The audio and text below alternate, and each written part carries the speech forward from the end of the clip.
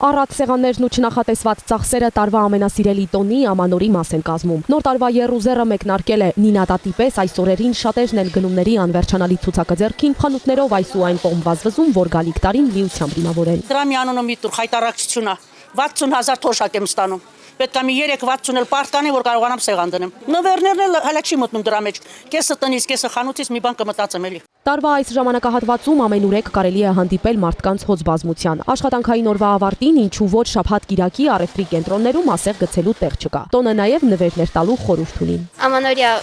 նվեր եմ եկել գնելու, դեռ չեմ կողմնորոշվել ինչ եմ գնելու, բայց կարող է օծանելիք կամ զարդ գնամ։ Եթե առատ սեղանների համար գնումների ամենաակտիվ ժամանակահատվածը դեկտեմբերի վերջին մի քանի օրերն են, ապա նվերներ գնելը մարդիկ մի քանի ամիս առաջ են պլանավորում։ Բաժակներ, ափսեներ, սպասքի այլ պարագաներ, տոնածառ, լույսեր, խաղալիքներ։ Յուրաքանչյուր ապրանք ունի սպառող, դեռ նոյեմբերից է սկսվել ակտիվ շարժը։ Մեր գանձապահի մոտ հերթերը շատ են լինում, դաժե մարդիկ իրար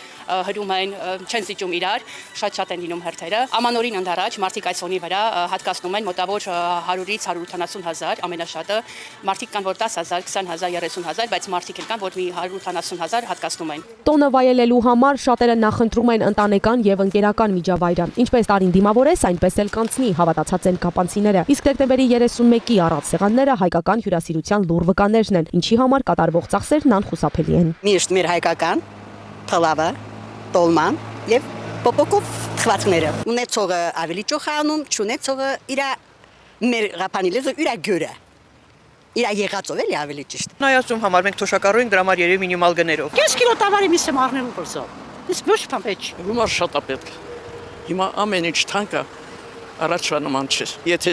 լավ կազմակերպեք սեղանը 200,000, 300,000 գնում։ Պահածոներ, մսամթերք, քաղցրավենիք, կապանցիների մի մասն արդեն հասցրել է գնումներ կատարել։ Իսկ դեկտեմբերի վերջին օրերին խանութներում շարժը ռեկորդային կլինի։ Ժամանակի ընթացքում փոխվում են մարդկանց նախասիրությունները։ Անցյալ տարիների համեմատ ճոխ սեղաններին այդքան էլ նախապատվություն չեն տալիս։ Հիմնականում